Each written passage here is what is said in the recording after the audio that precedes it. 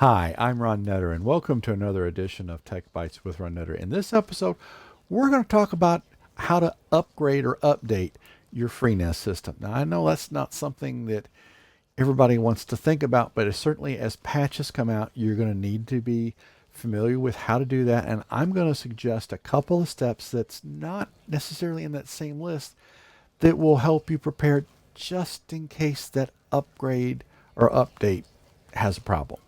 Now, this content is also available as an Amazon Flash Briefing or podcast. Please go to techbiteswithronnutter.com for more information. For any items mentioned in this episode, there are affiliate links in the description. If you click on these links, I will get a small commission, but that won't affect the price you pay for the item. If you haven't already subscribed to the channel, please click on subscribe now and enable notifications. If this video helps you or provides value, please click on the like button, thumbs up. Now, there's several things that we need to talk about. If you've just recently set up a FreeNAS box like I have, there's some things you need, some general housekeeping things we need to talk about. Number one is doing those periodic updates so that you avoid any vulnerabilities or bugs. Heaven forbid there should be some, so that you have that ready to go. But in case something goes wrong in the process, we're going to talk about two things you can do to help avoid some problems and give yourself a good chance at getting recovered. So let's switch over to the system.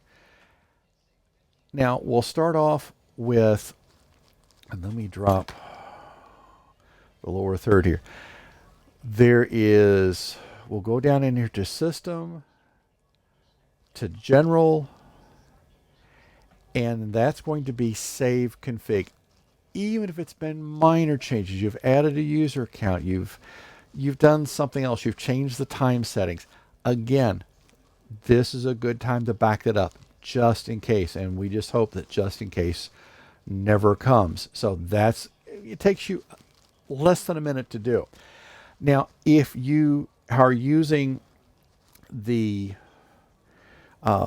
flash drive similar to this, I'll get to stay up here. Now, I'm using two of these, and I've got them running in a mirrored configuration. So that way, in case the flash drive gets corrupted, I have a recovery option.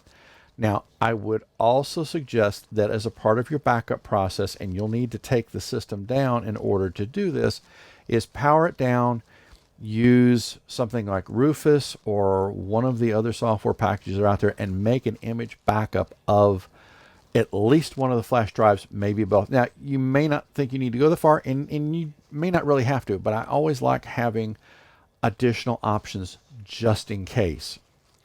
So that's, if I've got a background in emergency management, so I always plan for a worst case scenario.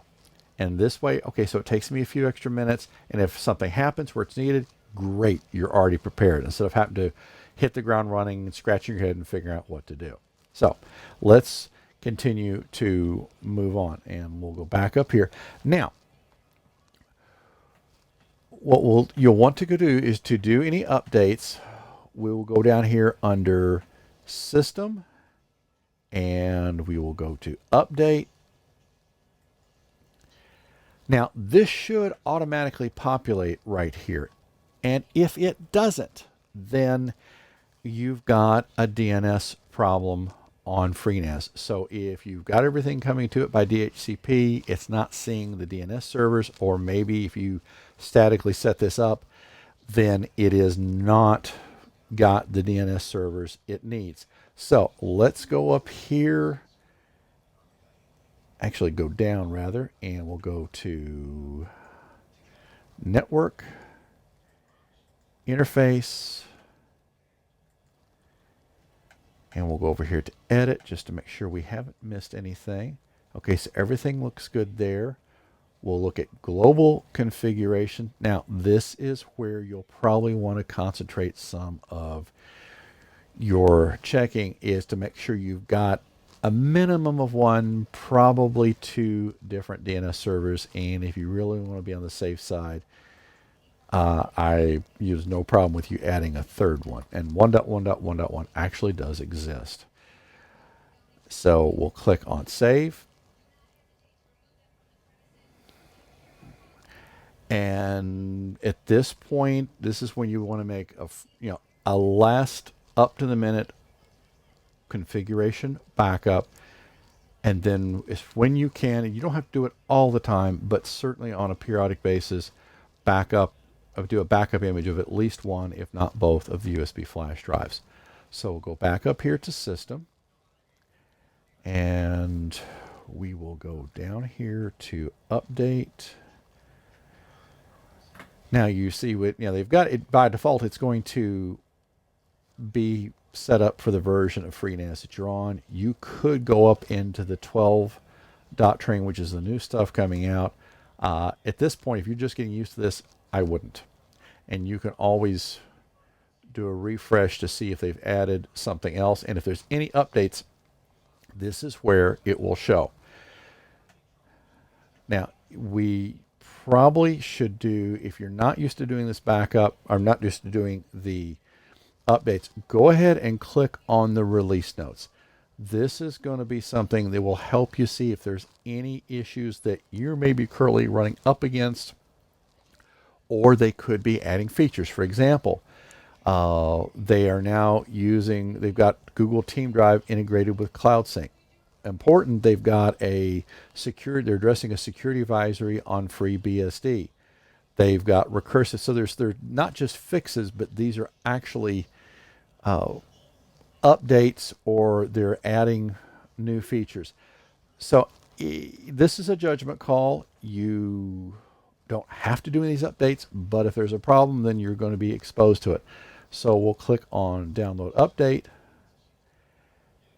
and we will save configuration. Bless their little hearts. They have already, they're saving the configuration for you.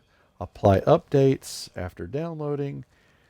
So they make this a pretty painless situation, and this is where the backups, how long it takes to download everything, will be dependent on an extent to how fast your internet connection is. But as you can see, it's running right along. These are not small updates. Now, to me, a small update is 10 to 15 megs, but this is actually, okay, it's updating the base OS. So this is going to be something that may take just a little while. But I don't know about you, but I'm not in a hurry. Okay, so it took about a little over 12 minutes to download the first big file. It said it was going to be a little bit longer, but you know what? That big one there could have been some other people downloading at the same time. It could have been a little contention for resources. And then here's an update on FreeNAS itself. That's going along pretty good little clip, and that's a little bit smaller file than what the other one was, but I just wanted to let this run.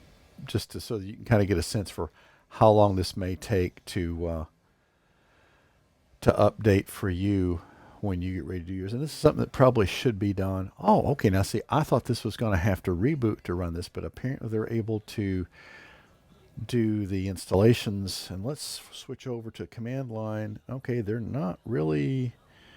Okay, here we go. Mirror swap launch. Okay, well, that could be as a result of what's going on. But really, that's not bad. I mean, here we are it's installing the base OS, so it's running at a pretty good little clip.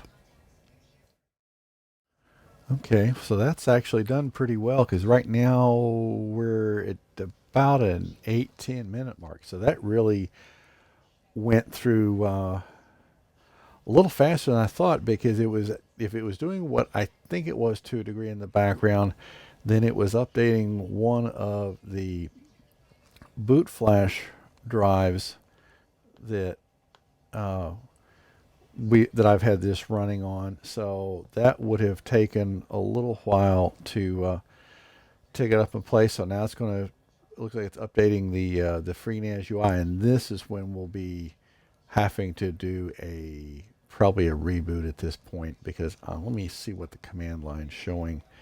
If it's okay, it is doing okay. So it is okay. It's now in the process of shutting down.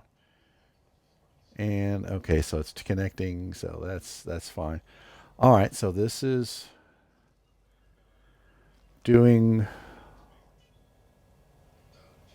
okay, so it's about to get completed, it looks like here. So that's not bad. About a 20-25 minute process for doing all the different updates that it had to do.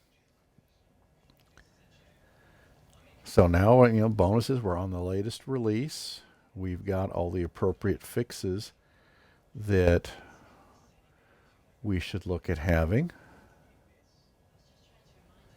And it was fairly painless. There was a manual update process, but after seeing how the automatic run, my question is, why would you do that? I'm sure there's reasons why you probably would, but at least this now gives you an idea of what is going to be involved in the process. And it still wants to wait a while at that one. I guess it's waiting to see if some other devices are just taking their time. Ah, okay. So it's running a few more commands than what I saw it do in the past. And there's the IGP link. Okay, that's the Intel Ethernet card. So it looks like it's probably just a script it's running, cleaning things up in the background. And now hopefully, oh, okay, so it installed and now it's doing another reboot. Okay, well that's good to know. I wasn't sure quite what to expect, and now you know what to expect when you run this kind of update.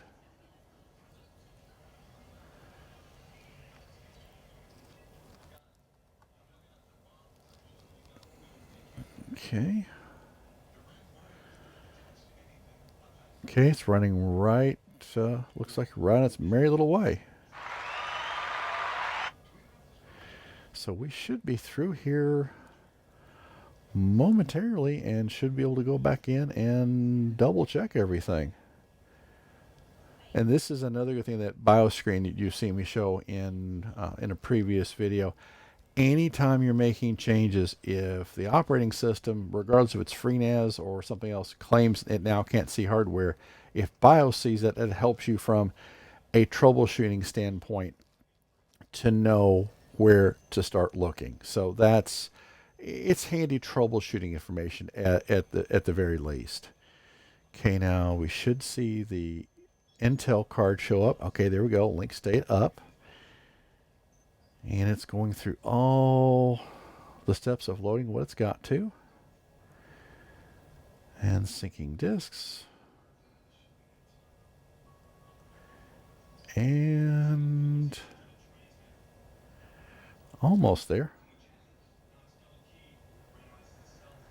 Okay, that's the, when we see the MDN advertise, and there we go. Okay, so now let's shift over here. And we should be able to log in.